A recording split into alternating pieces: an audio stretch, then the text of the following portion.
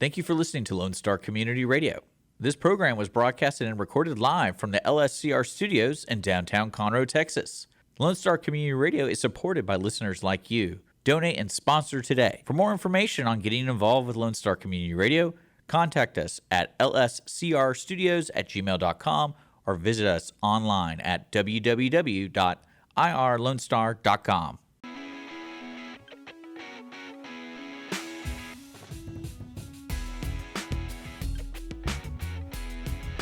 Any resemblance to actual broadcasting is purely coincidental. It's the audience of one show on Conroe's 106.1 and 104.5 FM, streaming on irlonestar.com and available wherever you get your podcast from. I am Andrew, next to the guy who is wondering how much it would cost to hunt a bear. It's Dick, Walmart Wranglers Schisler. What's up, Walmart Wranglers? How you doing, bud? Good. Actually, speaking of which, I did go to Walmart. Yeah, good deal? Oh yeah, it's like $20 for a pair of Wranglers. Blue light special. But they didn't have my size, so I had to order them. 38/38s are tough to come by, man. Yeah. Sorry, just kidding. Sorry to all our 38/38s out there. That's a solid even But number. one thing I was impressed with that place, because I really wanted to try on, I wanted to get longer jeans. It wasn't the waist was different. It was I needed longer jeans because mine look like high waters. I've had them since college. That was the look back then, or you just didn't care? They're shrinking. Let me guess. Someone called you out for the height of your jeans. Oh yeah, and you probably know who it is because maybe he's a boot and jean guy, and it's like those are the wrong length for your shoes if you're wearing boots. And I could see your ankles. Yeah, right? And I was like, I didn't really care. I mean, I just have jeans. And as you can tell, the jeans I'm wearing have a hole in it. And my nice mother, I brought them to her, and she patched it for me. You have a patch on your jeans? Oh, yeah, like man. a little kid in elementary school. Well, it's awesome. Well, what's funny is my mom was like, why don't you just buy new jeans? Like, why would I buy new jeans? Like, you can just patch it. And you know how to do that. I believe my mom put patches in my knees when I was a little kid, too, man. Yeah. That's awesome. Well, and that's what's so strange. Like, this conversation I had with this boot and jean guy, he's like, why are you getting Wranglers? Like, what does it matter? Like, they're just jeans. And he's like, well, there's better looking jeans. Like, how are jeans better looking than others? Unless you have a unique body that you have to buy a certain. Because I haven't purchased jeans in a long time. And even if you go to Walmart, there's like 10 different fits. And I'm like, yeah, there's a lot of fits. That's why I went there, because I wanted to understand what are they. You need about. a blue jean sommelier. Someone true. who comes and explains all of the different cuts. And he was showing me what he gets, and I was like, man, those are really nice because the price, I guess. I bet he didn't buy them there. So, oh no, he was like, why would you buy Wrangler jeans? I'm like, what does it matter? Like, but jeans apparently are really important to people. Because to me, I'm like, I've always wore Wranglers, and well, I'm glad to see that you're finally getting pairs of jeans that fit. Yeah, Dick, I'm really happy for you. It's just funny. And no, I was gonna say because who likes going to Walmart, right? So I get to Walmart and I try them on, and they actually have a lady dedicated to that area, and she unlocks the door for you. Oh, to go try clothes on? Yeah, because I'm thinking Walmart, you can just change. People are just right there in the aisle. I mean, it's Walmart, right? So when I walked up and she's like, "Oh, can I help you?" I'm like, "Oh, so what? And do I need to pull my pants up now?" Yeah, and so she. Excuse me, sir. What are you doing? She gave me the thing to open the door. What? Oh, gave me like the thing to put on the door. How many items I'm trying? So you're saying it was like a legit clothing experience? I was really weirded out by it. It's Walmart. It's not like the Wild West, man. No, Walmart is the Wild West. Come on, man. Like, have you never been to a Walmart at midnight? And there's just stuff all over the aisles. Oh, yeah. And it's like, somebody didn't want this can of pickles. I will say though, aisle. It's kind of inconsistent. Some Walmarts are a little more higher end than others. Yeah. But then some of them, right away. You walk in, you're like, oh, it's one of those Walmarts. This is not your neighborhood market or whatever they call it. But yeah, man. So this got me thinking too. Okay. I don't know if we talked about this. We might have, but so when I go to somewhere like Walmart, I park the furthest like one of the furthest parking spots away. So you can get your steps in? Well, my logic behind it is Walmart's a zoo. And I want to get out. So I'll go where my exit is, and I'm like, I park around the exit. And I don't mind walking there and back because I know the time it'll save trying to back out and people trying to like get around you and then people not knowing how to drive.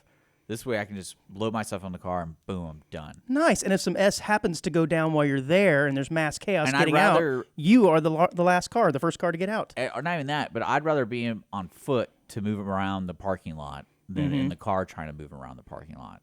Because a lot of people don't realize, like the number one unwritten rule is like pedestrians have the right of way, no matter where you are.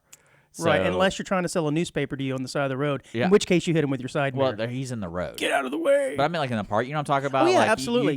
You can maneuver a lot easier on foot than you Yeah. can in a car, especially if it's a really busy parking Yeah. lot. So Got it. and I was thinking to myself, I was like, every time I'm in a car with anybody, they always try to find the parking spot, but I'm like, there's 30 like, of them out there by the like, street. We can Yeah. walk. We can Yeah. walk.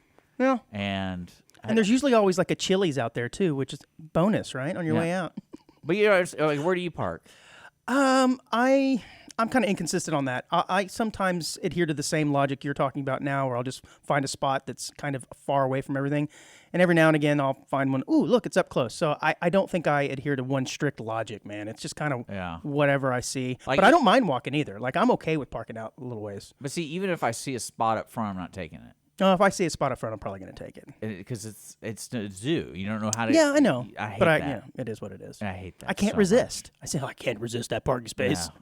But I was thinking about that on the walk to my car and the walk back, and the nap I took in between, and that kind of thing. Right.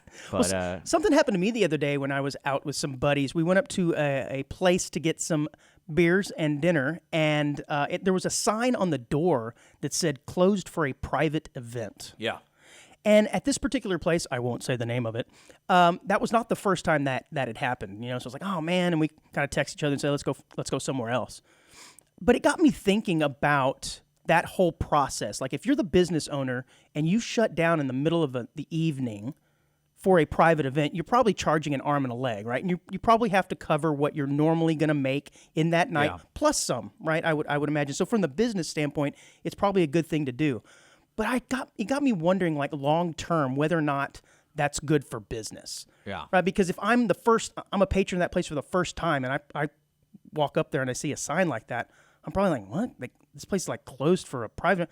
I'm probably not coming back, or I think twice about it before coming back. Does that ever happen to you where you walk up to a place? It actually happened this weekend. Well, and there you go. And it's at the same spot, like, because downtown Conroe is really small compared to other downtowns, and there's a lot of restaurants and things like that. So I came down here on Saturday night for the Lunar Festival, the Chinese New Year deal. Right. Oh, yeah, I wish I could have attended. Yeah, and then I strolled over to 202, and people who don't know what 202, look it up. It's called 202 Mains. It's a really cool spot. But you walk in. Easy to remember the address, too. Yeah, it's on 202. And I walked into the front entrance, and it was really dead. But there were so many people in the back courtyard. Mm-hmm. And I was like, this is kind of weird. Like, what's going on The here? record scratched, and they all turned and looked like, Yes. What is this guy doing And in I here? went up there and got a beer. Unauthorized entry. Yes. Entry. And the bartender, she knew who I was. She's like, "Oh, I'm sorry, Dick. It's a private event, and there was only like 5 people in there." Yeah. And I was sitting there going, like, "You just can't serve me a beer? Like, I'll walk outside. I'll stay outside." But like, I looked at the other bar that's outside, and it was packed. And I was like, "I don't want to wait in line. Like, come on." And so she gave me a beer, and I went outside. And what was hilarious to me, though, is the amount of people who were coming through the side entrance trying to go into the main bar, and then they were leaving upset about it. Yeah. And Yeah. there was a time, 202, I can't really explain if it upsets me, but it's really funny because you're either a bar or you're a venue. To me, you can't really try to be both. Mm-hmm. And I think that's this place that I'm referring to is also the same way. It's kind of a bar, but it's also a venue. There was one time actually, a restaurant. 202 serves food, really good food. Mm-hmm. So one time I went over there, and this was during, like, right after COVID really was ending. And I'll never forget, I was like, I'm just going to go in here and get some food to go and get a beer. And then so I go in there, and everyone in there is wearing a mask. Every single person. I've never really seen that. But not you. Here in Conroe. Right. Like, No, I've yes. seen a couple of people, but everybody was wearing a mask. And I was like, what the hell is going on here? And I go up to the bar, and I was about to order my food. And she's like, oh, Dick, this is a private party. I was like, oh, is that why everyone has to wear a mask? I was so confused. And he's like, yeah. So, like, I really can't serve you. Like, you don't have a mask on. And Yeah, it is strange, but it does make me wonder if someone were to think about where to go back out to eat weeks later and go, oh, we're not going to that place because they were closed last time. And just in the long run, if it's actually bad for business. And I guess we'll never know. I think it's all about where you reoccur, because, like, I know at 202, I always think before I go now, I got to see if they're open. Right, see? And that's the thing. It's now in your head. And that's like, it's a great date spot. And that's where, like, when I was hanging out with a couple girls, that's where I want to take them. And then it's like, oh, I got to make sure this place is open, first of all. And then, and I checked out the arcade place. Yes, pretty cool, isn't it? Yeah, they track your pinball scores now on your phone. Yeah, they do. So that was cool. That is neat, so you can keep up with it. I huh? sat there for a couple hours playing pinball and trying to beat the guy on the screen, and I'm like, I'm going to beat that guy. Do you sure play a mean pinball? Yeah, dude. There you go. And then they wouldn't let me use the word dick, though. I thought that was kind of funny. I wonder why. But yeah, did you have a good weekend? You were gone. You were in New York. I was in New York. I got to see the big city for the very first time, although I didn't actually go into the city. I got to see it from the New Jersey side, and yeah, it's crazy. It doesn't even look real. It's nuts, man. There's that many people and many buildings in that small of an area. It's crazy. But anyway, man. I'm glad you're safe, yeah, man. back safe and sound. All right, buddy, kick off the show music, and we're going to stay on this theme of restaurants. Did you hear the news that Wendy's is now going to be experimenting with surge pricing? They're not anymore. Well, but did you hear the news, though, obviously, right? And what they're trying to do? And I actually read about it. Yeah, I did, too. And, of course, they're saying it's not actually surge pricing, it's dynamic pricing, which means that the prices are going to fluctuate based off of market demands and, I guess, availability of product, right? So, yeah, because at least that's what they were saying. What I understood was when this news the was announcement was about updating all the Wendy's menu screens to digital. Mm-hmm, that's part of it, yeah. And so they can update the prices. And the way I read it was the reason they wanted to do that so they can adjust the prices the same day. Mm-hmm. And I want to say someone interpreted that as surge pricing. Right. Correct. So I think there was a kind of like there's one like it was, both people are right, but it's not something like the gas station where every day it's changing every day. Right. I mean, I guess in theory it could. It could. But yeah, they had to come out and kind of do a little damage control. Saying, no, it's not necessarily surge pricing. And surge pricing would indicate if there's a lot of people in line, the price would go up. If there's not a lot of people, the price would go down. No, that's not really what they're saying. It's just more dynamic in that they can change the menu prices a lot easier than they could. And I mean, look. I honestly thought they already did that. Right. Well, yeah, but not. I don't eat enough fast food to know, like, oh, it's $7.82 every time I go to get my cheeseburger and drink. But it would be funny, though, if you're standing there in line, waiting, just watching that thing. All right, kids, hold on. I feel like it's going to go down. I've been watching the market. I got to get my Baconator, but I'm not paying over $7.50 for it, and you wait and wait, and it goes down to $7.35. Go, now, quick. That's when they get you, or, like, you're getting your text messages from Wendy's. It's like, Baconator at $4. Come get it now, yeah. I don't know. They're testing it right now. It's going to be. They said they'll begin testing it in 2025. Unless you heard, they already have said no because there was such a big backlash. I think it was a clarification, and that's where I read it was like, oh, they're just updating the digital screens because a lot of the Wendy's don't have that, and like we were putting together money because this is also I think this was their stockholders meeting. Yeah, that's when they made the announcement. Correct. So it was like, well, we're reserving $10 million or $20 million. So we can update all the current Wendy's that are standing to digital screens. Correct. Which McDonald's already does. And it's like how hard would it be to update that? Well, I imagine they do not surge pricing, but I imagine they change their price every week. Yeah, possibly. They just maybe didn't make an announcement about it. From CNN Business, well, they don't have it says that they had no plans to raise prices when customers are visiting us the most, which would indicate more of that surge pricing. Yeah. But anyways, boy, that they stepped in it. People are very sensitive about the price of their Biggie fries and their Baconator. By the way, have you tried the Baconator? It is delicious. But no, that's what.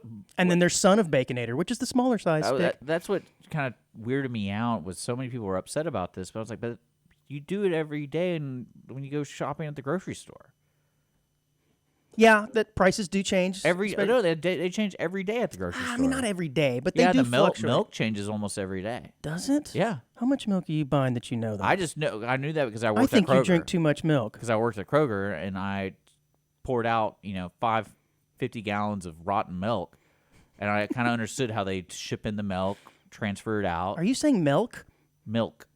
Thought you were saying milk. Strange. Oh. Okay. Do they really pour the milk out at the end of the day? This stuff was nasty. Oh, I bet. After one day, it goes bad? No, like what they do. One day past the expiration? They cycle it a lot, and when they know it's way past, they keep it in this area, and I guess they don't pour it out every day. They pour it out whenever they... Oh, gotcha. Some of that stuff could be weeks past. Oh, yeah. Oh, no, it was... Did you ever pour one out that had a little bit of solid in it? Oh, they all did. No, dude, it was... so gross. No, I'm telling you, I remember being there, I'm like, I'm supposed to be a sacker. And I'm sitting there in this, like, big room where there's drains, and I'm just opening up gallons of milk and just shaking it. And I don't know what it. I don't know what I thought they did with it. I guess I just figured it wasn't that. Yeah, and you I don't know. throw I it- thought maybe and they would send it back to the vendor or They something. threw it in a recycle bin after you're done. They had a huge bin, and I was just That's gross. I went through so many crates, and I pretty much spent half a day emptying out milk, and that smell and all that kind of stuff. And I'm like, here I am, a sacker getting $5 an hour pouring out milk. Yeah, there could be worse things, I But yeah, suppose. they change the price of milk, I think, almost every day. Interesting. I guess I wasn't aware of that. I don't buy enough milk. Well, staying on things that are gross, have you ever visited Red Rocks, the music venue, I No. believe? No, you have not, huh? Okay, so I have not either, but I've always wanted to. And you know which this the one I'm talking about, right, in Colorado, the Red Rock know what you're talking Amphitheater. about. Yeah, it's real iconic and beautiful or whatever. Well, apparently there is a Friends of Red Rocks, which is a volunteer organization that has recently reported that they scraped bubble gum off the seats for 1 month, and it weighed up to 50 pounds. Yeah. That's nasty. I can't believe we have were you ever? still chewing gum. Well, actually, gum is not allowed in the venue, which is weird enough. But the Friends of Red Rocks go through and periodically go in and clean the place up. And this time they decided to start scraping the bubble gum off, and they reported up to 50 pounds in the first month of cleaning. That's nasty. Have you ever put bubble gum underneath a seat or a table or anything like that? I haven't either, and I don't understand the fascination to do so. What? Why? In fact, I've ridden out a piece of bubble gum It's one of way those longer things- than I should have because I didn't want to do that. It's one of those things similar to cigarette butts. Yeah, it's pretty nasty too. Because when people casually just flick them out the window, it's like they don't think that's littering in their mind.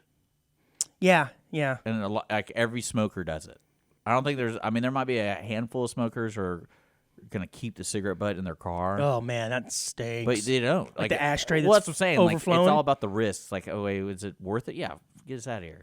Have you ever gotten into a car and looked over and seen an ashtray that's just loaded with cigarette butts? No. Man, I haven't in a while, but I just remember as a kid, if I saw that, I knew this guy was pretty rock and roll. I'm sorry, I said in a month. It was for the year of 2023. But I'm wondering, they're scraping it.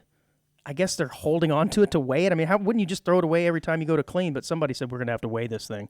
50 pounds. I can't imagine doing clean because when I cleaned up shopping centers, like one of the biggest things I always told people, because I mowed and swept shopping centers when I was like as a young kid's job, and I remember asking the owner, I was like, "Can we please get those cigarette dispenser things on the corners or something?" Oh, those are nasty. Those stink too. But I know, at least maybe some of them will go in there. It was such a pain to sweep up that stuff because this is one of those parking lots that was like a gravel kind of loose parking lot. They're just So when sweeping you're up rocks. Yeah, you're sweeping up rocks with that. And then I was like, this would make my job a little bit easier if you just installed these things outside the bars or put them like where people are smoking, because it was nasty how many cigarette butts you'd be picking up. Ugh. Well, I didn't even think that they had seats at the Red Rocks Amphitheater. They do at the front. Okay, I thought it was just basically rocks that you certain sat areas, on. yeah.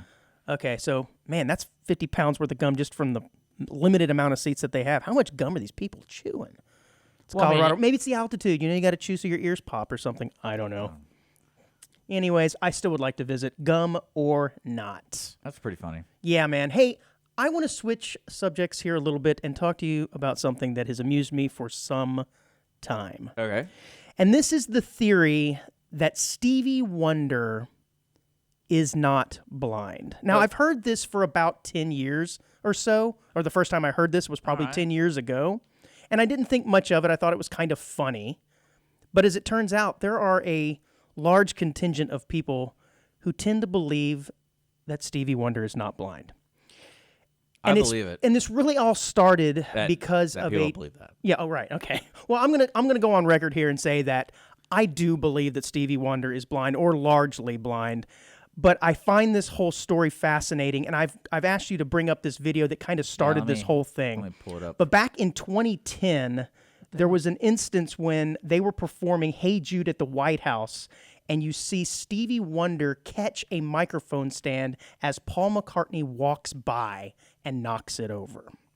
Right? And the thought here is, how did Stevie Wonder, who supposedly cannot see, knew to reach out and grab this microphone stand. I guess you can go ahead and hit play Give me there. a second. Oh, Give me is it not? Okay, I thought you had it loaded up there. No, it's loaded. It's just all right. So I don't have the audio playing, but Yeah, so you there's can see, there's Paul McCartney. He walks by, slams into the microphone stand, and Stevie does reach out rather aggressively, like he exactly knew. Are you doing slow motion like Zapruder film? no. I love this. I love this. Dick's doing some real so investing I got in here. the cursor up. You can see the microphone right there. Right, hits the left shoulder of Paul McCartney. And then Yeah, and knocks it over. Stevie. Yeah, so Stevie does attempt to grab it. It kind of hits his forearm. He does try to grab it with his hand, but he misses.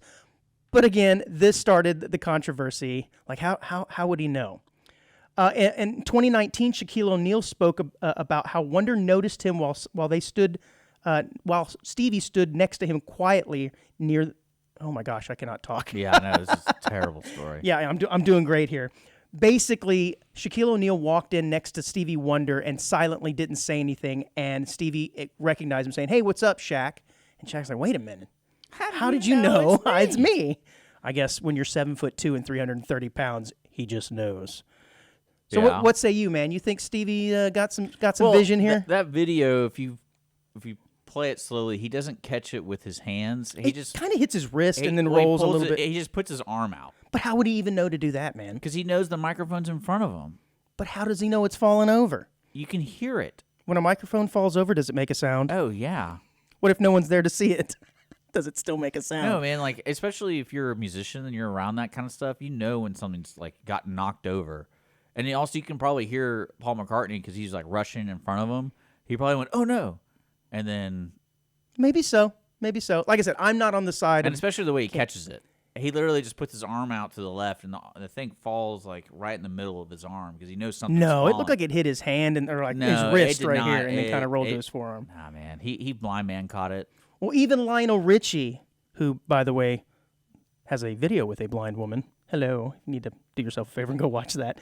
Even Lionel Richie spoke about that he believes that the singer can sing when he was making an interview on the Kelly Clarkson show a few years back. That reminds me of that video. Did they ever make a Chia Pet of Lionel Richie's bust? Wasn't that a Saturday Night Live? Was it? I think so. I remember watching that video, and I was like, that looks like a Chia Pet, and which are great. I wish I met somebody who actually had a Chia Pet. Have you ever met anybody that actually had one? I have not. I've met people who had the pet rock. I thought it was a joke one time. I did see the Chia Obama advertised while he was president on TV. I said, "You got to be kidding me! This is not real." Hold on. Now I'm going for it. Yeah. Let me look up. So Stevie Wonder said he's been spending his whole life thinking he can see, stating he even saw Stevie steer a car down a driveway in reverse. Look at this, dude. Hold on. I'm going to pull this up. Anthony Anderson, the comedic actor, also insisted that the artist can see, challenging Stevie Wonder to a charity free throw contest to him. Come on, man.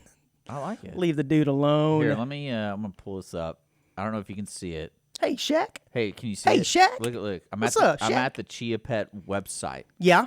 Is there a Chia Obama on there, or was that a joke too? So I swear I saw that commercial. Like, look at this Willie Nelson Chia Pet herb planter. Yeah. Look at this thing. Money. Look at that. So not only do you get to grow his hair, to grow some weed you can too. grow whatever in behind him. Uh-huh. I mean, that is so funny. What they got? Yoda. They got Indiana Jones. They got the ghost face from Scream. Mm-hmm. You don't think that's cool? I think it's cool that you think it's cool. Well, I mean, I know when I was younger, I really thought Chia. Who's that in the picture there? that's Ice Spice. I don't know. Ice Spice. That's I don't know who that is. That's the girl that was next to Taylor Swift during the Super Bowl. Cool. Yeah. But no, see what this got me thinking. Because I don't know if you pay attention to Lego. I used to love Legos growing up. Yeah, as did I. Now, whoever the genius finally goes, hey, why don't we cross brand with big brands like Star Wars? Oh yeah, absolutely. And I saw the Lord of the Rings. Have you seen the Lord of the Rings ones? Yeah, they're awesome. They're huge. Yeah, they're massive. You can get Rivendell. I'm like, man, that would be pretty cool. Yeah, for like $1,000 probably. Yeah, they're expensive. I know. But still, it's like. But I would love to have. They Rivendell. wised up. Absolutely, I'd love to have a Lego Rivendell. And they even have a Bob Ross. Look at this. Well, his hair is already similar to that. I know. It fits well. Let's put it that way. I like it. Oh, the Chucky one. Oh my gosh. I think I know what to get him for Christmas, guys. That's great. Oh my God, that Elvira, Mistress of the Dark. That's pretty good. Oh, this poop one. Oh, I'm getting the poop one. Bet you are. why would you not get the poop one? Right, if it's available. That's a great gift. It is. Wink, wink. Wink, wink. Yes, again, now I know. All right, Dick, I'm gonna keep. on. Oh, here we go. Oscar the Grouch. Moving on. I think I told you a few weeks ago that I had walked out of Kroger and the alarms went off due to the little RF tag there inside the hat. Well, it happened to me again the other day when I was walking out. I didn't have the hat on. In fact, I think I was buying my peptides, and the peptides had the little RF tag on it. I sure hope you're not still sharing the screen, by the way. Oh, I definitely am. Okay. They can still see us, though. Take it off there. Anyways. No, I want to see what else they got, And, man. of course, I got to the door, and the alarm goes off, and I immediately stop and turn around because I had paid for my goods, and not a single person moved. Oh, no. Nobody. Not an employee, not a person at the cash registers, not other patrons of the store. Nobody. And I thought to myself, does anybody pay attention to alarms in general at all anymore? Car alarms included. Like, when's the last time a car alarm went off and you went, I must inspect? You ran over there at the bowling alley. Somebody must be stealing this car. No one pays at the bowling attention. alley, dude. You think? Because it's kind of ghetto or what? No, usually people come in and be like, hey, there's this white Tahoe alarm's going off. So I'll make an announcement. Hey, we have a white Tahoe alarm's going off. Yeah, but the thing is, because you want it to shut up, not because you actually think someone's stealing it. No, I mean, something's going on with your car. So it could be anything. It could be a rat getting into your car. And, I think the alarm stuff's kind of funny, though, because I feel like the original intent when they first had those alarms, very serious every time. But then as society got weaker and softer, they're like, we can't stop them anyway. We can't stop robbers anyway. Yeah. So it's like, why is it like, who cares? Well, I thought I would look it up, and from popularmechanics.com, it said that the car alarm actually dates back to 1918, which I thought was kind of cool, when St. George Evans and E.B. Birkenbuell, if that is not an 18th, 19th century last name, I don't know what is. Hello, Mr. Birkenbuell.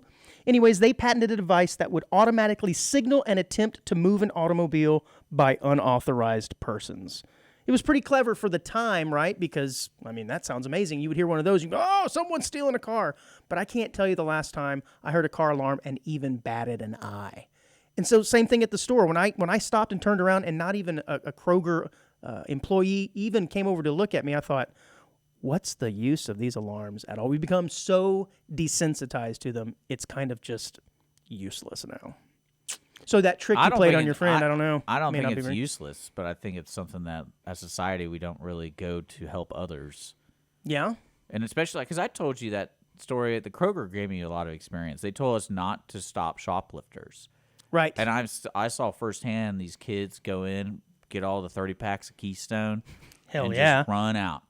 And I remember we had meetings. We're like, all right, if you see these people, notify us. And I'm like, but what are we gonna do? Like, I say I by chance recognize somebody from the FBI Most Wanted in Kroger, and I tell the Kroger people, hey, there he is. Like, they can't touch him. They can't do anything about it. The only thing they can do is call the police, and hopefully the police show up before they steal again. But he might not even be stealing that day. I think a lot of these retailers just put in, like, I guess, a certain percentage into their profits. They know it's just going to be stolen. Just whatever it is. Shrink, I think is what they call it, right?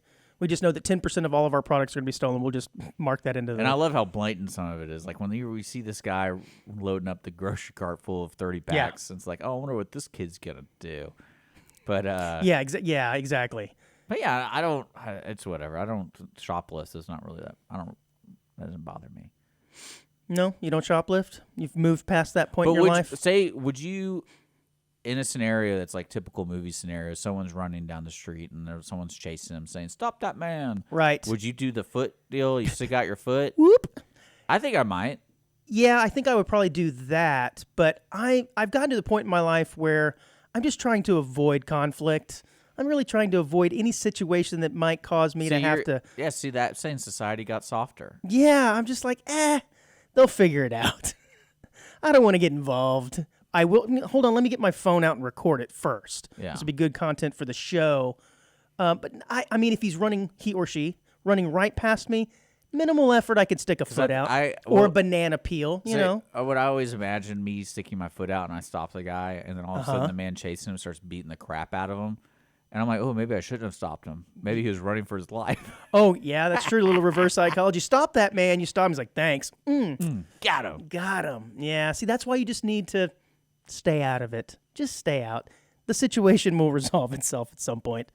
Maybe. Yeah, maybe. I'm all for it, though. Okay. All right. Well, next time I see a robbery in progress, I'll make sure to give you a shout. Dick, when you are hosting a party, because I know you host lots of parties, how do you typically let your friends and party goers know that it is time to go home? I asked them to leave. You asked them to, huh? Yeah. Okay. I guess that is one method you could probably try. I'm one of these guys, and I know I've been accused of just going to bed. There's stages. So, like, one of the stages I do is the first one is ask people to help me clean up.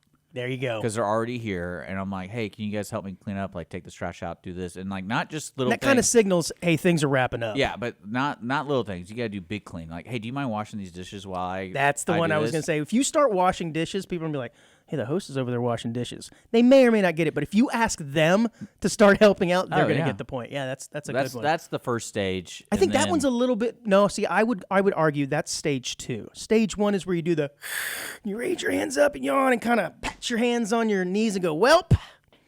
It's been fun, guys. That's your first attempt. That's a bad. That's your move. first. That should not be the first. Getting kind of late. The second, asking people to help clean should be number 1 because A, you get some people to say yes, and you don't. And then you have less work. dishes to do. Okay. And then B, you get the ones who you are going to hate for the rest of your life who leave immediately because like, oh, I don't want him to ask me. I got to help, and so they get out of there fast, and then and then hopefully you get some helpers by the end of the night. You don't have to clean as much, and then you're good to go. I think I'm going to employ the technique of coming out in my PJs. Being in the party attire and be like, yeah, hey, hold on, guys, I'll be right back. And you come out, you're in your PJs. And people are like, what's going on? It's time for bed, guys. That's rude. Get the hell out. To me, that's rude. Oh, but not getting them to help you with your chores isn't, huh? No, that to me is completely... They help make the mess, right? That's completely understandable. If someone asked me to take out the trash at a friend's house, I'm like, of course I will take out the trash. Like, you invited me into your home, and we had this party. Like, the problem is, if you've got a party that's going pretty good, you may change that trash or take the trash out several times during the night. That's why you do the dishes. That's why you do... The dishes is key, man, because no one's going to be doing dishes during a party, I wouldn't think. That's typically end-of-the-night activity. So that's a good one. That's probably better than my changing clothes. What you really do is you have... plan B is you have an after-party location. And so you just tell people, hey, they're meeting at, Bob's house. Get out of here. That's great. Well, I had people show up at my house one time because a party got raided. And raided? What were you guys doing to have a party get raided? Just noise? No, some other party. Like, not my party. Not my... Continue. But yeah, we... I'll never forget that because it was wild because I had all these people in our backyard. Yeah, it was a person I went to high school with. And... their dad came home or something happened where I wasn't there. And so all of a sudden people were at my house in the backyard with the kegs. And I was like, what are y'all doing? And they're like, oh, yeah, we got kicked out. We came over here. And I'm like, I don't know half these people. And I go, y'all all have to leave right now. And they're like, well, what about us? Like the close friends is like, no, everyone needs to leave right now. This is stupid. So I kicked out like 50 people that were you did. And you did what you had to do. I know they sell signs online that says, everybody please leave by, and then you can fill out 9 or 10, and you hang it up on your wall. No, I told them I'm going to call the cops on them if they don't. Yeah, I've been accused of just leaving and going to sleep, which I have to admit I've done that a few times. I just go to bed.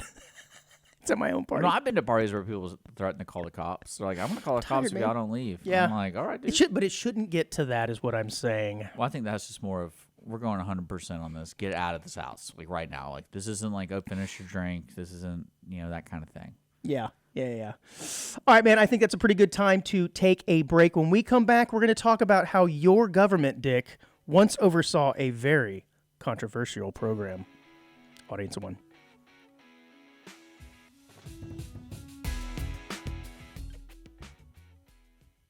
Hey there, listener. This is Dick with Audience of One with my buddy Andrew. I'm here too. I want to remind you guys real quick that our show is basically a free show. It is. But we accept donations and sponsorships. But it must be really, really hard to sponsor or donate to the show, though. It's really easy. I put a link in every description of our videos where you can download right then. It's really easy. And it's 100% legit. We are a 501c3 radio station. So if you want a tax deduction or anything like that, sponsor the show. It's a good idea. And donate. That's how we keep the show free and how we're able to buy cool stuff for the studio. Yeah, and besides that, the show's really good. That's true. And, Welcome back to Audience of One here on Lone Star Community Radio, irlonestar.com/ow. And, you know how that translates to AOO, I think. AOO. Look us up on social media and all that kind of cool stuff. Audience of One show, Lone Star Community Radio, broadcasting from the heart of downtown Conroe, Texas. Are you done now? I was making sure you're done. I was hacking up a lung there all of a sudden. Well, that's what I love when people do that. Like, I'm ready, yeah. And, full disclosure, he did say, "Are you ready?" I said yes, and then began to hack uncontrollably. Yeah, I don't think we got all the hacking on video, though. But welcome That's back okay. to the video second. is on? Yeah, this video is on this Yes. time. Nice. I have a new procedure to prevent that from happening now, which is nice. That's all right. You got your own checks and balances now. Awesome. Hey, I have a question for you. Yeah, dude, what's up? If you were to receive a new head, let's assume there's some sort of like advancement. Like a chia pet head? No, let's go with I want to show you page 3. Oh, please, no. If you were, let's say that technology advanced to the point where we were able to replace people's heads, right? If you were to get a new head, would that be a head transplant or would that be considered a body transplant? This is a stupid question. I don't care. It is extremely stupid. Yeah. I thought this was really going to go somewhere interesting, like what kind of head would you choose? Or we can go that way, but I mean, are we transferring the brain too? It's the whole head. The whole head. Just you lop it off and you put it on a new body. Is that a body transplant? Some people consider the soul the body, and so it's like, all right, if you take the heart of the soul, which is your brain. So yeah, this is why I asked it because I knew you'd go through this. Yeah, I mean, I think if I had to check a box, I wouldn't check anything and wait till a more expert person could tell me which one to check. Right. Would you rather receive a body transplant or a head transplant? To me, it's kind of the same thing because if you get a new head, right, the body, you would look down and go, oh, look, I have a new body because the head doesn't know any different. But if you get a new body, the head's going to look down and say, look, I have a new body. So I think it's 6 of one, half a dozen the other. I just wanted to ask you the question to see just to see where you would go with it. Something to agree on. I love Conroe or something. No. Yeah, that's where you get all your material. I know that's where you get it. No. Hey, speaking of which, were you around here yesterday with the smoke? Did y'all see that at all? Did that come down to the woodlands? No, not to the same degree that it was up here. It was bad. Even though it's only 15 miles down the road, not even. It was bad. That's interesting because I didn't really. I mean, I could kind of smell a little bit outside, but it wasn't that bad. But I did hear a lot of folks online complaining about how not only the smell, but you could see it. No, it was everywhere. Yeah. Like when I came out of the studio, I was like, something's on fire. Yeah, and I think it's a combination of the wildfires that we had in Amarillo in combination with some of the controlled burns that we were doing around here. I don't think it had anything to do with Amarillo, dude. No, you don't think it was? I think it was all the control burns. Yeah. You know how far away We'll Amarillo never know. is from here? I mean, I wouldn't want to get in the Blue Bomber and try to make it. Let's put it that way. What are the odds? Well, I mean, we did have a big norther that blew through right at the same time, and we have dust that can travel all the way from Africa at times. I imagine Africa is further away than Amarillo. I can't be. I think it's the same distance. I can't be certain. I think it's the same distance. It might be. It might be.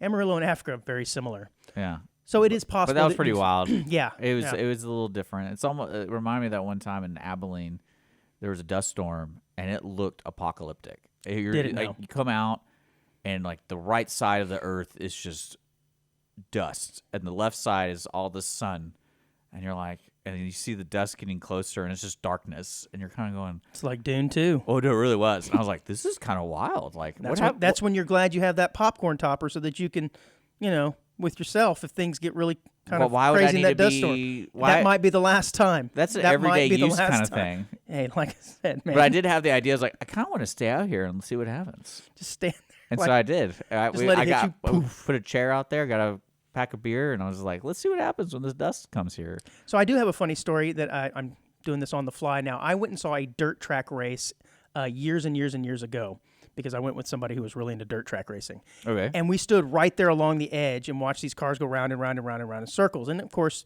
they're kicking up dust.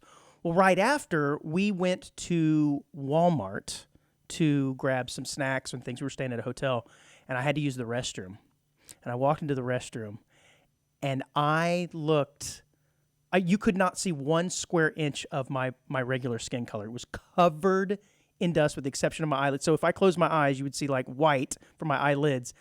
And my buddy did not say a word to me. Why he was not covered to the same degree. Like he had a little bit.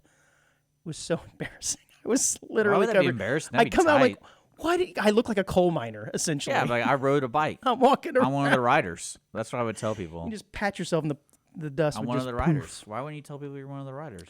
I should have. All right, man, this story, I say it every week, maybe one of the weirdest ones, but this is crazy.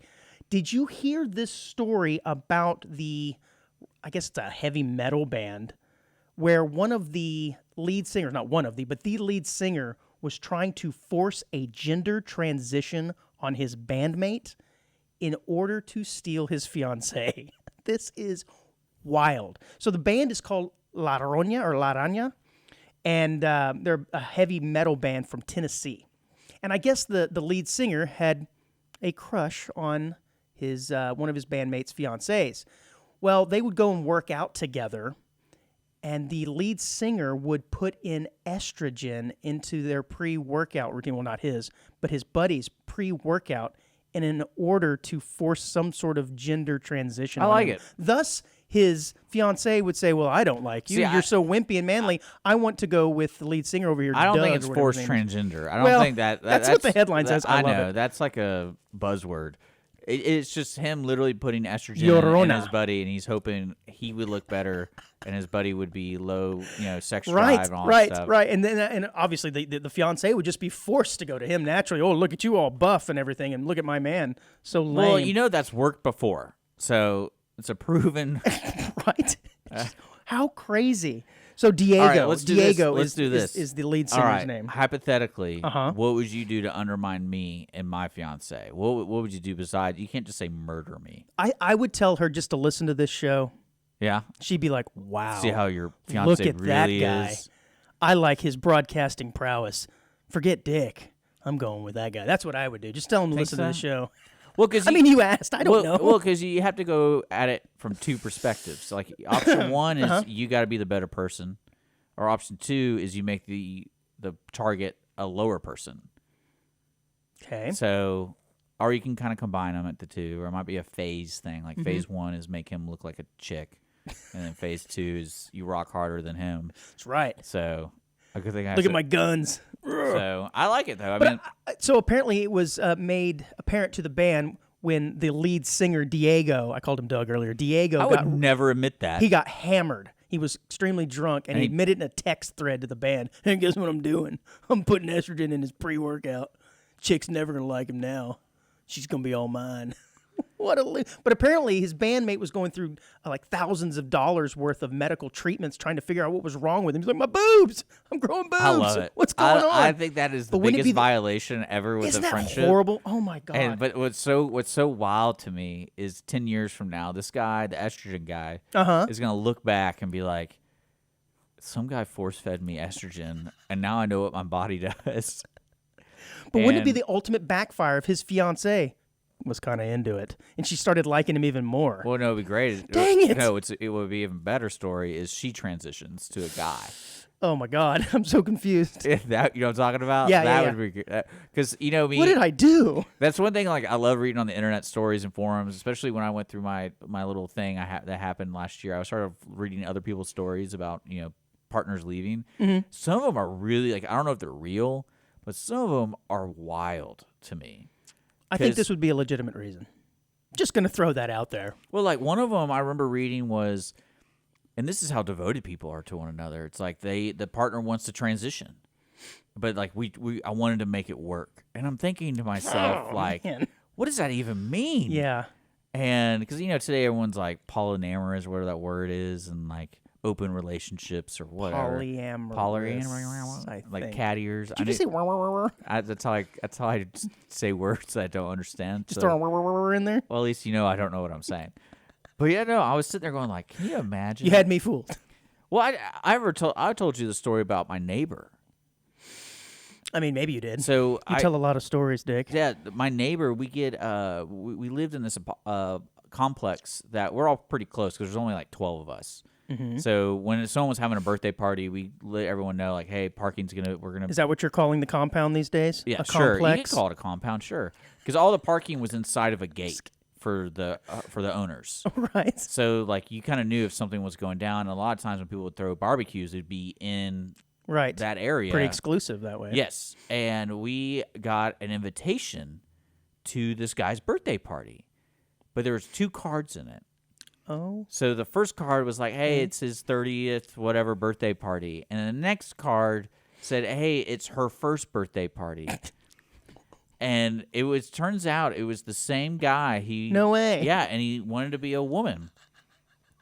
Which was hilarious to me because for like 6 months, my roommate was convinced he was cheating on his wife because he would see a blonde woman leave the house all the time. But it was him. And he was conflicted. He's like, should I tell her? Like, I don't know what to do. Like, we're not that close. But, I mean, I've seen this woman leave the house all the time. It's not like, oh, this might be a realtor or it might be like a friend. Like, it is. Turns out same person. It was him. And how sweet. It was wild. We went to the birthday party. I had the greatest time with it because I was just trying to understand the dynamics because they're staying together.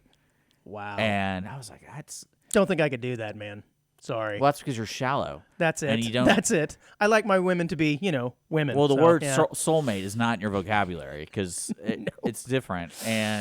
But yeah, reading these stories, and these are real encounters of people's experiences, and I just go, man, that's got to be one of the weirdest. Because what's weird to me about it too is if I'm the one transitioning, I would believe I wouldn't have any expectation for us staying together. Right. Unless that was your way to separate. You're like, I want to break up with her, but I don't know how. I'm just going to tell her I'm going to transition. Be a woman. And then she goes, you know what? I support you in your decision. Like, damn it. Crap, now I got to transition. But yeah. How far do you ride that out then?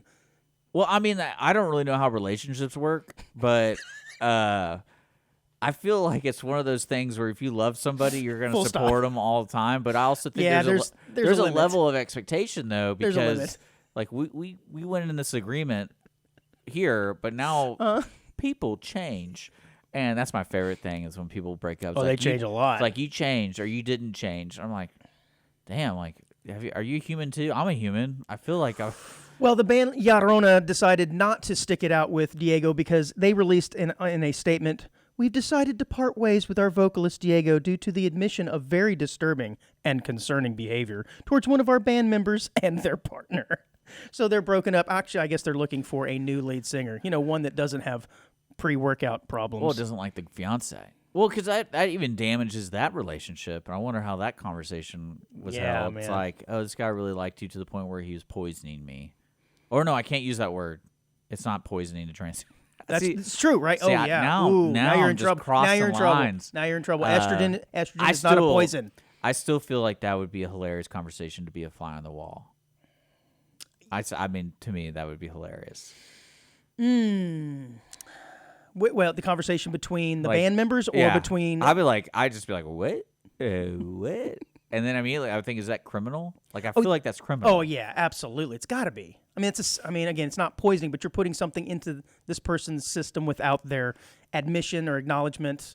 Yeah, man, that's definitely criminal too. That's so wild to me. I like this story. This is a fun story. But yeah, no, that neighbor of mine, it was wild, and what I'll never forget is I was talking to him about the details because I just wanted to. So do you use tape or is it Velcro to keep it back? Like those kind of details? No, the conversation I had with that guy, I learned so much about that world, and it's awesome. But what's so strange to me is now, like, everyone's kind of like they're adding all these letters to LGBTQ.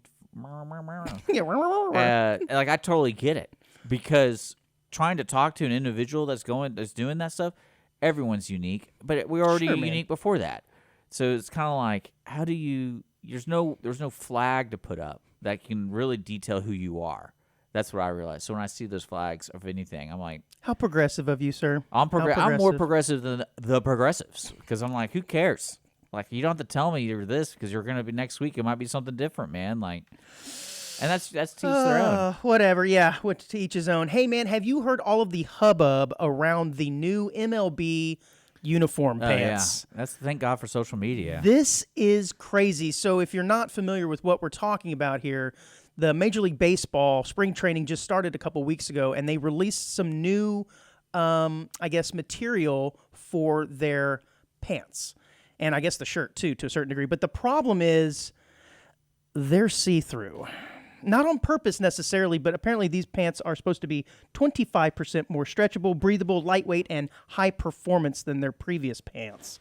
Well, I want to kind of clarify this because I did read into this. And yeah, you really did, huh? Well, I got to see their pants. Well, most people don't realize is there's not just one color pant for baseball teams. No, but the white ones, though, I think are the ones that are the problem. But also the white ones, I remember growing up, have always been somewhat see-through when I wore them. Yeah, but not to this level. This is pretty bad. And I'm looking at a picture of Shohei Ohtani, well, they proved, and I can almost see his Ohtani. Well, Let's just put it that way. They showed that it was because of the lighting of where they took the picture and everything. It was in the studio. You can out in the field, it's not as bad. Apparently, but then again, I think this is all a psyop for MLB to get more women and men to watch baseball, so you can look at their packages. That's what I'm saying, man. I can almost see his Ohtani, but apparently this is called the Dry Fit ADV technology that promises to keep athletes dry until the final pitch. I'm thinking, was this a problem before? Maybe. I don't know. Baseball players half the time are just standing around. Have you played baseball in Houston? Well, yeah, true. But they're indoors. The Astros are indoors, for crying out loud. No, they're not. They have a retractable thing. Sure, but they only retract it when they ain't sweating, man. Trust me. Okay. But I have a feeling that this is going to end up getting pulled because no, they're not going to pull it. You don't think so? They've probably already put too many dollars into it. No, I think it was a blow up. Because a lot of the players are complaining because they're like, bro, you can see through my pants. They were more complaining about the quality of the stitching. You can see the jersey. You can see the true batting order. If you know what I'm saying. I'm okay with that. Yes, I'm sure. The stitching, I don't think they were worried about the stitching. No, that's where it all started. They're worried about something. Did you not see that? Okay. No, the stitching was like the lettering was three. Like I think they. Yes, they changed the letterings. Everything the was smaller. Smaller, and yes, it was that just, too. The quality wasn't there, and they were like, "This is kind of weird." Well, I'm looking at pictures now. Yes, it's very weird. I'm all for it. It says you want to keep fans focusing on a 96-mile-an-hour fastball, not whether or not fans can read the brand of their underwear. But I do think this might be. I just wear a jockstrap. Well, you're going to have to, because if you don't. Well, most players do. You think? Yeah. Have you polled them? No, I just know I did because I was a catcher, so that made sense. Oh, well, yeah, you kind of have to there. I would think in baseball you probably are, but I bet not all of them. There's probably a certain percentage of them that do not. I'm trying to find the who makes these uniforms. Nike. It's Nike? But I think it's Fanatics is the manufacturer. I think that's what it is. I forget. Hey, who cares? It's stupid. It's stupid. Well, I will keep us abreast of this situation because this is the type of story that we follow. Well, you know what this reminds me of is like the details and things like that. Do you remember when like HD TV really came out and local broadcasters haven't really caught up to understanding how it works? And I remember like the makeup and just the overall appearance of everybody looked like they were just like real people, and it was so bad. Yeah, there were several folks that were caught in that regular def to high def transition that their careers were cut short. I have a feeling because they did not appear so well on HD. Yeah. Or their makeup was not done in the proper way to, I guess, make them look like they were appropriate for television. Yes, that was a big thing probably, 15 years ago? Yeah. Yeah. That was great. All right, man, as promised, as teased, because that's what we do here on the radio. Everyone should go through getting fired for being ugly. Right. That's why I'm on the radio, but you put a camera in front of me. Right, and I think that would be hilarious if everyone had to do that. Like at one point in their job, and it was like, oh, we got to let you go. Oh, was I not performing? No, you're just so ugly. It's like, what? Yeah, you're no one likes looking at you. Like, you got to get out of here. If it was only that easy. That's what I would do. Go for it, buddy. All right, as promised, our government doing something nefarious. Go figure. Have you ever heard of Operation Midnight Climax? Ooh. Is that a chia pet? Could be. From the 1950s to the early 1960s, this is from history.howstuff.works.com. Yeah, totally real.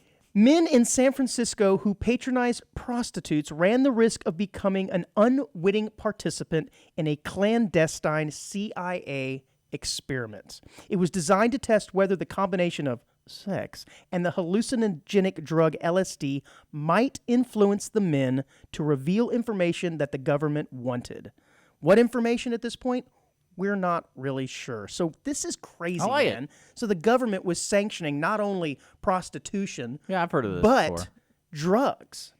And the experiment was known as Operation Midnight Climax inside the CIA, but it was actually part of a larger research program coded MK Ultra, which kind of sounds like a yuppie beer, if you ask me. The agency launched MK Ultra out of the worries that the Soviet Union had developed a mind-controlling drug. And so they're like, well, we can't let them get ahead of us. We got to start testing this drug out. I'm all for it. But people aren't going to want to take this mind-controlling drug, so we got to confuse them. I know, prostitutes. And of course, the line formed to the left around the building. But this is pretty crazy, man, that your government, Dick, of the United States, not that long ago, too, had their own prostitution ring. So how was it, by the way? Oh, I haven't gotten out. No, you're still in it. I'm still in it. Like, who wants to get dosed with LSD and have sex with prostitutes? That's a crazy. Wednesday. You would think something was up afterwards when she starts asking you all these weird questions. Well, I've never been on LSD, so I don't know. Neither have I. What I would do, just because I feel like if I was having those kind of experiences without knowing that, I would want to go to sleep. I'm like, I don't feel well. I need to go to sleep. Interesting. Yeah, I would think so, too. You don't talk to me unless you're just freaking out. But this is what's really interesting. It said CIA officials observed the vacant gaze and trance-like behavior of the Hungarian clerk at the time. I'm not going to try and say his name. At a show trial in Budapest in 1949, and they were convinced that his confession in this particular trial had been extracted with chemicals. And so the United States decided they needed to have similar capabilities. Boy, I hope no one is watching American news with our president right now. Sorry, take a shot there. Really crazy, though, man. Really crazy. I think that's hilarious. I think you would have volunteered for this. I'll try it. I'll do it. Because they had to unwittingly, again, under the table, not let these guys know what was really going on. So basically the flyer said, have some prostitute fun? I don't know. I'm sure it was probably one of those things where... No, from what I remember reading was it had nothing to do with the men. It was... they got the women or the prostitute and basically say, hey, we're not going to bust you. But you need to help us out. But you need to help us out. We're doing this study, so you're going to bring your clients to this particular hotel. Okay, that would make sense. And then you're going to try, we're going to try to see if we can get some stuff. It wasn't like they had to mark a specific guy. We got to know what his favorite brownie, flavor is or something. I don't know. I guess there's only one flavor for brownies, isn't there? But I don't think they had a specific they needed to test. It was more of just talk to the guy, see if you can get some stuff out of him. Like, what's the worst thing he's ever done? Does he, run over a kid? I don't know. Speaking of Mark, that reminds me. Someone was telling me the story the other day that when they were in Las Vegas a couple of weeks ago, they got pickpocketed, or attempted to pickpocket. And he said he thinks he knows the exact moment when it occurred because it was on an escalator. And when he looked up, here comes this woman who's dressed extremely scantily clad, stood out, and kind of just didn't fit in. Basically, my neighbor. There you go, blonde hair woman. Basically, dressed in an attempt to get attention. And they kind of passed by. She looked at him or whatever, and he gets up to the top of the escalator and moves his backpack around to get something. His backpack is unzipped. Yeah, that's what you get for wearing a backpack. And right, I've actually thought about that too. Maybe put the backpack in front. And so he's thinking, I wonder if these people were working together, and he was the mark. Essentially, they said, okay, here comes a guy. He's wearing a backpack. Go. She comes down to distract him, so he can't feel anything because he's going, hey, look at that chick on the escalator. He's feeling somewhere else. And didn't realize That's why you put your wallet in your pants. In the front front I have been doing, which you never did as an experiment, did you? Did you? I'm satisfied with where I put my wallet. Yeah. Dick, oftentimes during this show, I will look over at you and you'll just kind of have a deep stare. You won't be responding. And I'm concerned about you. I'm concerned about your health. So I went online and kind of put in your symptoms into WebMD to see if I could find out what potentially is wrong with you. Okay. And I think I know what you're suffering from. From healthline.com, you might be suffering from micro-sleeps. Are you familiar with what a micro-sleep is? No. Yes, well, I'm going to give you the symptoms and warning signs here for a second. Microsleep can be difficult to identify because you may nod off while your eyes are starting to close. Symptoms associated with this condition include not responding to information. Check. A blank stare. Check. Dropping your head. Don't know that I've seen you do that. Although your chair does lower throughout the throughout the episode. Experiencing sudden body jerks, aka farm to table. See? Unable to remember the last 1 or 2 minutes. Oh, yeah. And slow blinking. Dick, I think you're experiencing what's called microsleep. What say you? What was that? I mean, it was probably like 2 months ago. We talked about that condition people try to claim to have, like lost time or like time blindness. Time I love it, man. I absolutely love it. I just don't sense time. It just time doesn't. What was it? They just didn't understand the concept of time. Well, yeah, because I think the story I told you was that someone wanted to get married, but like the brother had time blindness, right? So they want everybody else to accommodate. For like screw to you. meet Show at up the on courthouse time or something like that. It's like, why does Jerry even have to come? Oh, man. It says, when do microsleeps occur? Episodes can occur at times of the day when you normally sleep. This can include early morning hours and late night. However, microsleep episodes aren't limited to these times of day, and they can happen anytime, especially when you are sleep deprived. Yeah. I mean, I love sleep, so I'm not going to deny that. I told you one of my teachers thought I had narcolepsy. No. Actually, yes, you did. Yeah. Yes, you did tell me Like that. legit. I don't remember if that was reached out on. to my parents. Yes. I was like, I'm concerned about.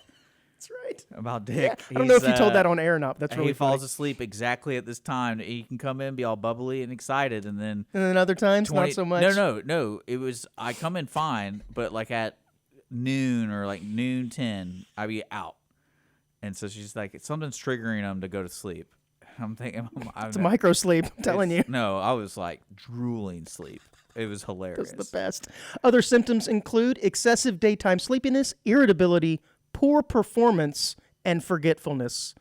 So there you go, Dick. I'm helping you out, buddy. I'm helping you out. I know. What I love during that entire segment you were talking, I go, is he just constantly looking at me as something's wrong with me? So he has to understand? Like, why is everything wrong with me? No, but I swear there are times I'll say something and you're just staring at me. I'm like, oh, God. I'm like, he's out again. Yeah. Sorry, I checked out there. Sorry, I didn't put my door sign up. Sorry about that. Dick, are you familiar with what sweat bees are? I'm going to put this under the classification of absolutely terrifying. No. A young Taiwanese woman went to the doctor complaining of a swollen eye, and she expected to be treated for a simple infection, but instead discovered that 4 bees were living underneath her eyelids, That's feasting on her tears.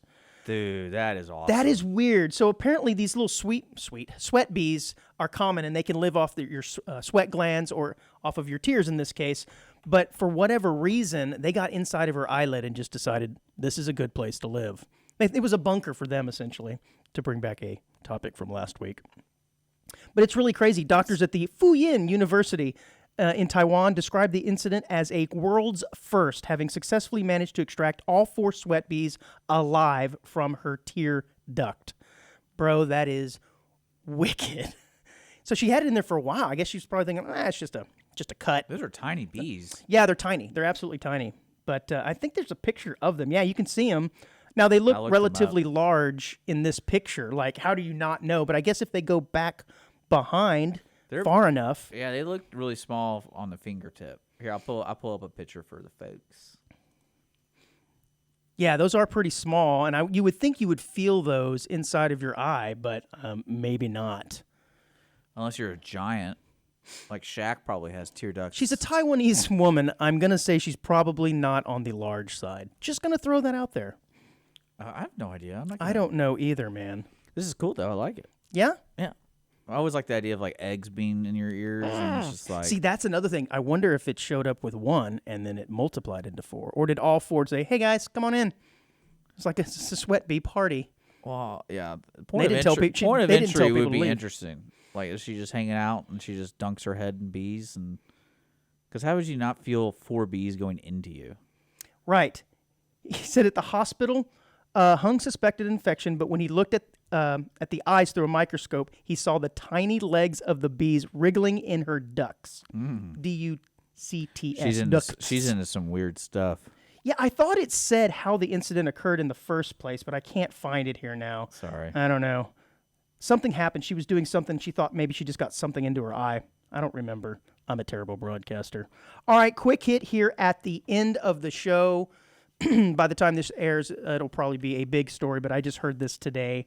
Right now, the combine for the NFL is going on, or it will be going on soon, and this is where all the college players come in and run their 40-yard dash and show off all their skills and do the big bench press competition or whatever. And, of course, they interview them, and they do a thing called like the Wonderlic test, which is to score basically their intelligence, et cetera, and all of these things go into a report, and then teams will use that information to determine whether or not they want to draft this person, right? Well, Tyler Owens is making news today from Texas Tech.